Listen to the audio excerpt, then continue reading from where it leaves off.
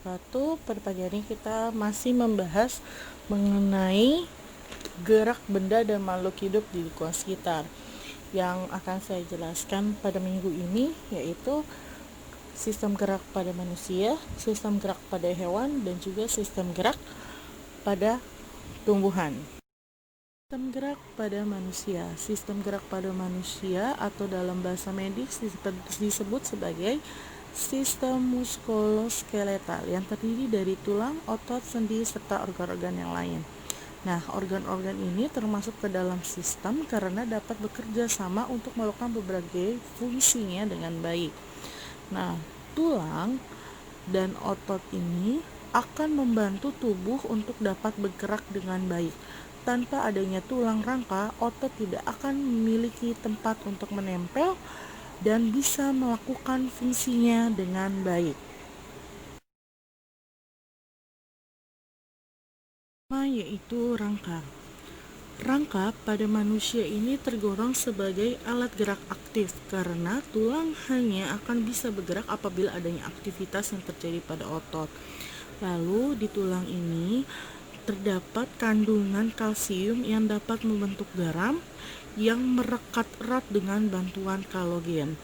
Dan di dalam tulang rangka manusia terdiri dari kurang lebih 206 ruas tulang yang mempunyai ukuran dan bentuk yang sangat bervariasi. Nah, tulang-tulang penyusun rangka ini dikelompokkan menjadi tulang tengkorak, tulang pembentuk tubuh, dan tulang anggota gerak. Berikut ini ialah gambar rangka pada manusia. Ini kalian bisa lihat di sini sudah jelas bagaimana bagian-bagian yang terdapat pada tulang rangka pada manusia. Dan juga ini adalah bagian tulang tengkorak yang terdapat pada tulang rangka manusia, di mana kalau di dalam tulang tengkorak ini ada yang namanya tulang dahi yang dengan bahasa biologinya kita sebut dengan frontal. Selanjutnya ada tulang ubun-ubun atau yang dalam bahasa latinnya yaitu parietal, tulang kepala belakang dengan bahasa latinnya yaitu occipital, tulang pelipis temporal, tulang pipi zigomatik, tulang bajis sphenoid, tulang rahang bawah mandibula, tulang rahang atas maksila, dan tulang lapis disebut dengan etomoidale. Nah, itu merupakan bahasa Latin yang terdapat pada tulang tengkorak. Nah, di sini kita lihat di dalam tulang rangka ini ada di bagian ada tulang selangkangan, ada yang namanya tulang lengan atas atau biasa dalam bahasa Latin disebut dengan humerus, ada radius, ulna, femur, fibula, tibia, patella, falang, vertebrata, sternum. Nah, itu ialah mengenai bagian-bagian yang berada di dalam rangka pada manusia dan juga tulang tengkorak yang ada di dalam manusia.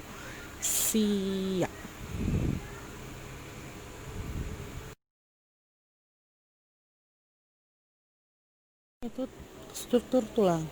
Nah, di dalam manusia ini terdapat tulang-tulang yang menyusun tubuh manusia.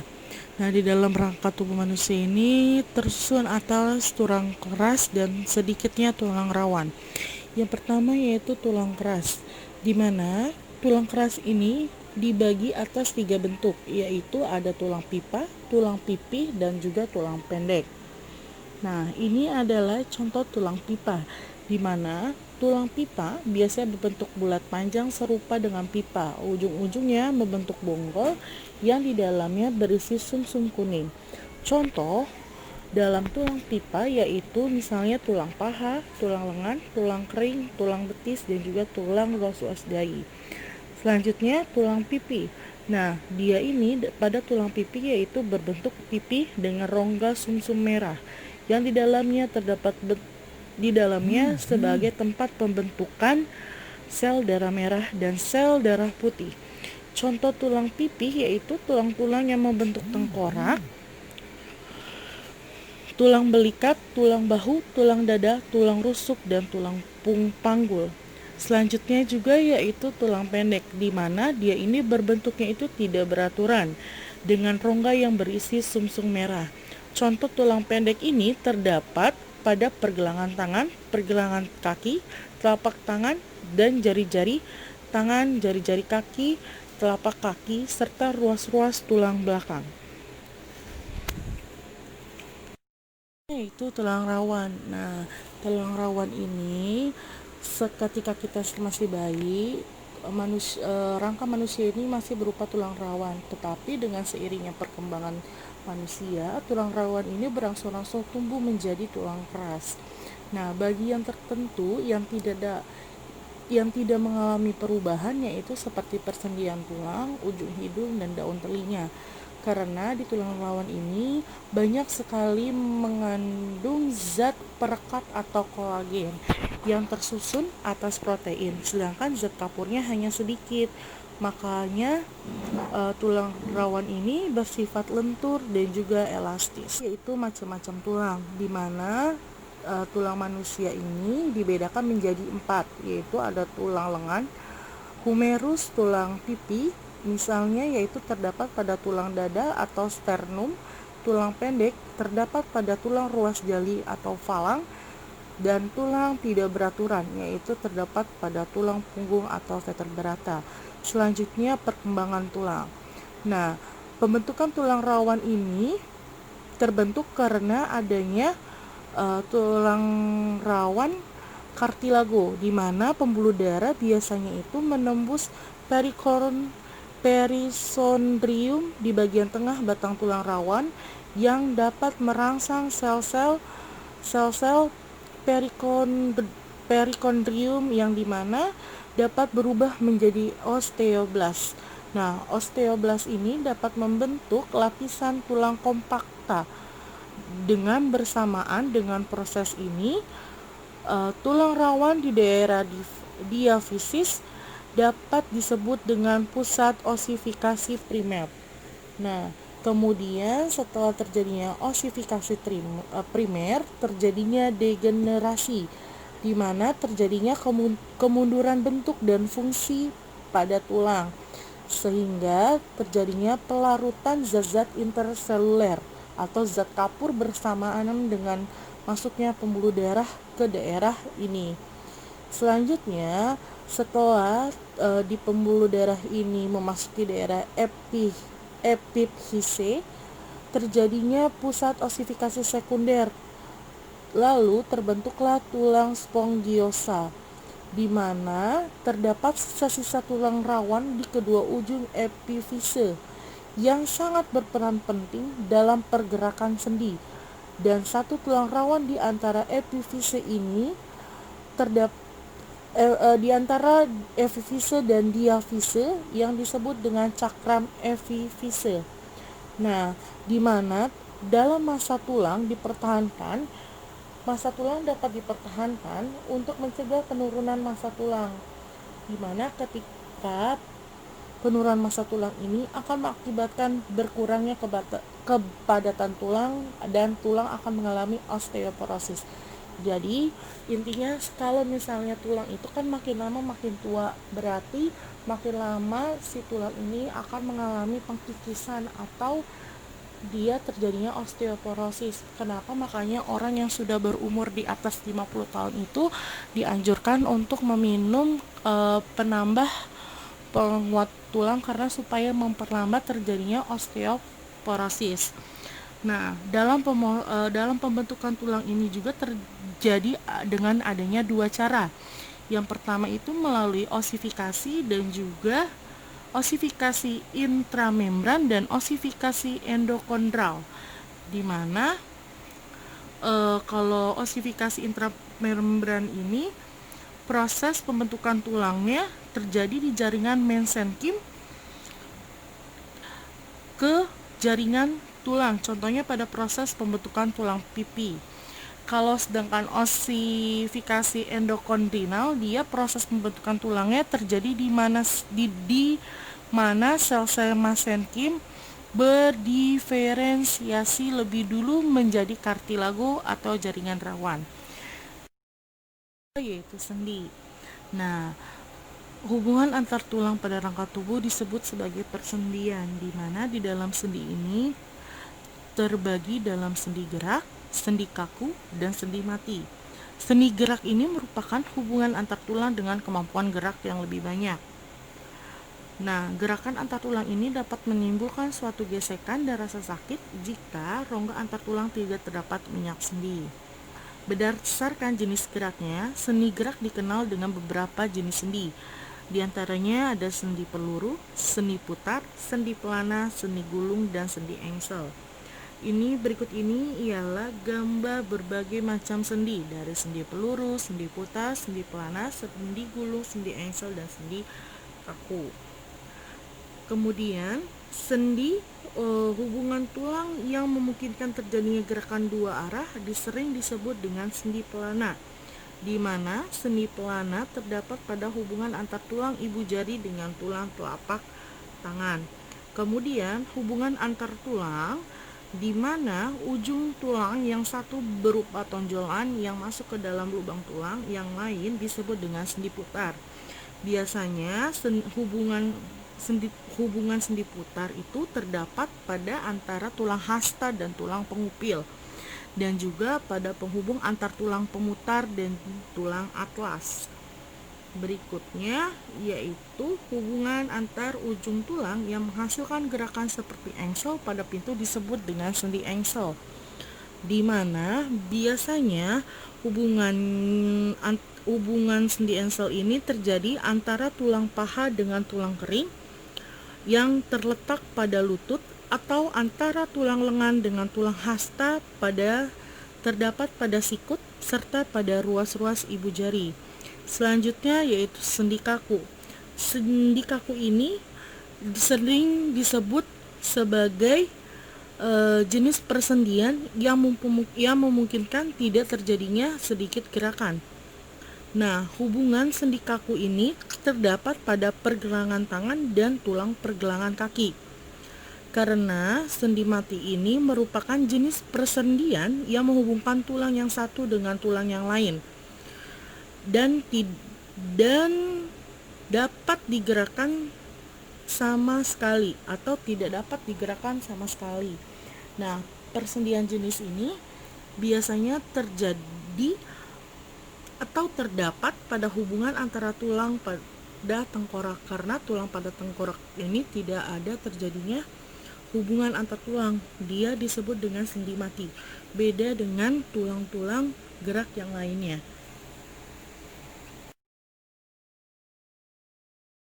Yaitu otot. Nah, manusia itu kan memiliki yang namanya tulang, sendi, dan juga otot. Otot ini merupakan jaringan yang terdapat pada manusia yang dapat berkontraksi dan berelaksasi. Nah, otot akan menjadi lebih pendek saat berrelaksasi, dan otot akan memanjang ketika dia mengalami kontraksi. Dan pada tubuh manusia ini, otot tersusun sebanyak 35-45%. Dan yang pertama yaitu fungsi otot. Fungsi otot di sini berfungsi sebagai alat gerak aktif untuk menggerakkan bagian-bagian lainnya di dalam tubuh, baik secara sadar maupun tidak sadar. Dan fungsi-fungsi lain dari otot ini yang pertama yaitu dapat mendukung tubuh agar dapat berdiri tegak, membantu mempertahankan postur tubuh. Otot akan menjadi sehat dan kuat, yang dapat menstabilkan sendi-sendi yang berada di dalam tubuh, dan juga dapat menghasilkan panas yang terdapat dari berbagai proses metabolisme yang terjadi di dalam tubuh. Otot juga memiliki jenis dan juga cirinya.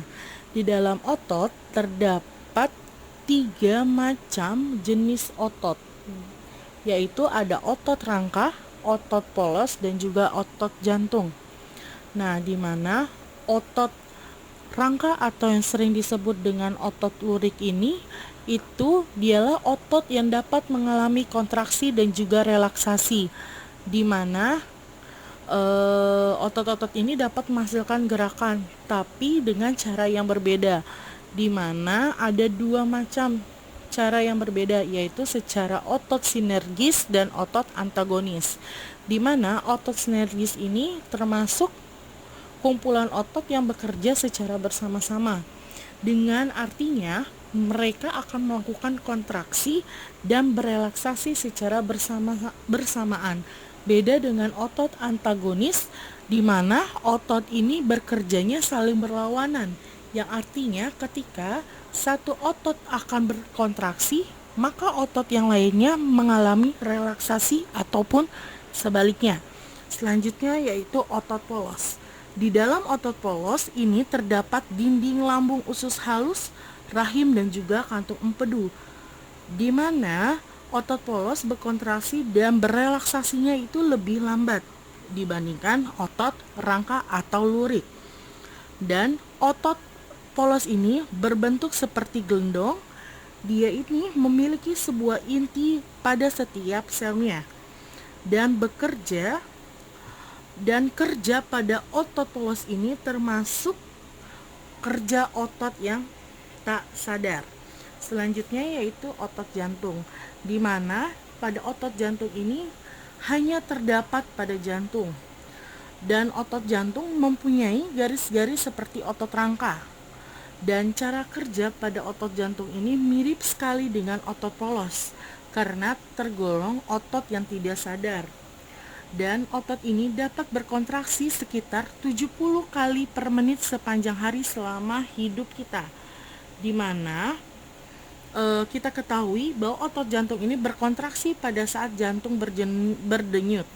Otot ini tidak dapat dikontrol oleh kemauan sadar kita. Jadi otot jantung ini itu berkontraksi pada saat jantung kita berdenyut. Jadi pada otot jantung ini kita tidak bisa mengontrolnya, beda dengan otot rangka atau otot luriknya.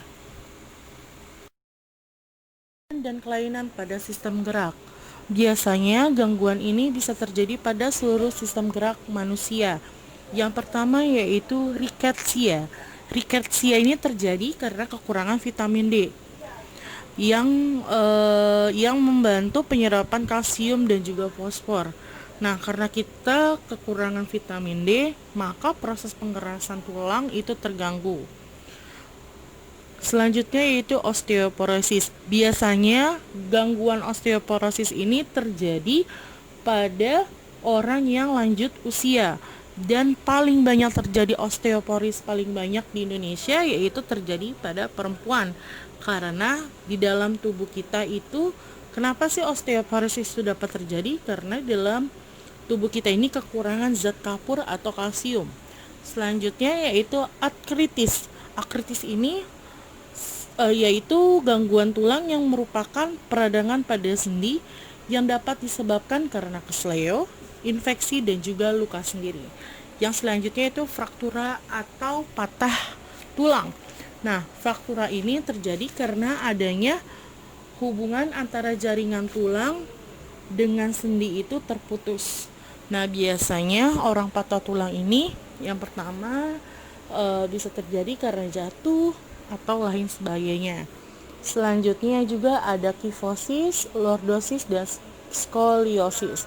Nah, kalau lordosis ini itu di mana posisi tulang belakang bagian punggung membengkok ke belakang. Itu terjadi karena, kenapa itu bisa terjadi? Karena kita sering duduk di kursi dengan meja yang terlalu tinggi. Yang kedua yaitu kifosis. Kifosis ini merupakan kondisi yang berkebalikan dengan lordosis, di mana kalau kifosis ini tulang belakang bagian dorsal perut membengkok ke depan. Itu terjadi karena apa? Karena kebiasaan menulis yang terlalu membungkuk. Selanjutnya skoliosis. Skoliosis ini yaitu kondisi di mana tulang belakang bagian punggung membengkok ke kiri atau ke kanan. Ini biasanya terjadi karena posisi duduk yang salah. Dan skoliosis ini juga sering terjadi jika seseorang sering membebani salah satu sisi tulang belakang dan dilakukan selama bertahun-tahun. Selanjutnya yaitu sistem gerak pada hewan. Sistem gerak pada hewan ini bertujuan untuk melindungi diri dari predator atau untuk mencari mangsa. Ada 3 cara gerak pada hewan. Yang pertama, gerak hewan pada air, gerak hewan di udara, gerak hewan di darat. Gerak hewan dalam air biasanya ini itu terjadi pada hewan yang hidup di air dan juga memiliki massa jenis yang lebih kecil daripada lingkungannya. Dan juga hewan ini dapat melayang di dalam air dengan mengeluarkan sedikit energi. Yang kedua yaitu gerak hewan di udara. Biasanya hewan ini itu terbang di udara, memiliki cara yang unik dalam meringankan tubuhnya supaya dapat terbang. Dan tubuh hewan ini memiliki gaya angkat yang besar untuk mengimbangi gaya gravitasi. Yang ketiga yaitu gerak hewan di darat. Gerak hewan di darat ini memiliki otot dan tulang yang sangat kuat sehingga otot dan tulang tersebut ini memerlukan suatu untuk mengatasi inersia. Inersia ini apa sih? Inersia ini termasuk kecenderungan tubuh untuk diam dan juga untuk dapat menyimpan energi pegas atau elastisitas untuk melakukan berbagai aktivitas. Jadi kalau hewan di darat ini, dia ini harus mempunyai inersia dan juga energi pegas yang dapat mengilungi dia dalam segala aktivitasnya. Sistem gerak pada tumbuhan. Sistem gerak pada tumbuhan ini ialah untuk menanggapi rangsangan yang didapat dari luar, yang sering kita sebut yaitu iritabilitas. Gerak tumbuhan dapat dibedakan menjadi 3 macam. Yang pertama ada gerak tropisme, gerak nasti, dan gerak taksis. Kalau gerak tropisme ini itu terjadi karena tumbuhan yang dipengaruhi oleh datangnya rangsangan. Nah, di dalam rangsangan ini dibedakan menjadi 5 macam. Ada fototropisme, geotropisme, tikmotropisme, hidrotropisme, dan kemotropisme. Yang kedua yaitu gerak nasti, di mana gerakan ini tidak dipengaruhi oleh arah datangnya rangsangan. Dan gerak nasti ini juga dibedakan menjadi 3 macam, ada seismonasti, niktinasti, dan termonasti. Seismonasti biasanya terjadi pada daun putri malu, karena ketika kita sentuh, maka si daun putri malunya ini akan menutup ketika kita sentuh. Kalau di niktinasti ini biasanya ini contohnya pada gerak menutupnya daun tumbuhan petai Cina pada sore hari dan membuka kembali pada esok harinya. Sedangkan kalau termonasti ini biasanya ini contohnya terdapat pada gerak mekarnya bunga tulip atau bunga pukul 4. Selanjutnya yaitu gerak taksis. Gerak taksis ini yaitu gerak seluruh bagian tumbuhan yang arahnya dipengaruhi oleh sumber rangsangan. Biasanya gerak taksis ini dilakukan oleh organisme bersel satu, contohnya pada gerak spermatozoid dan juga gerak kloroplas. Cukup sekian penjelasan dari Ibu, dan untuk tugas kali ini Ibu ingin kalian menggambar rangka manusia beserta keterangan dan juga menggambar 3 otot, yaitu otot polos, otot lurik, dan otot jantung. Kerjakan di buku catatan, kemudian kirim dalam bentuk foto ke WA Ibu, dan jangan lupa diberikan nama di atas buku tulisnya. Terima kasih. Wassalamualaikum warahmatullahi wabarakatuh.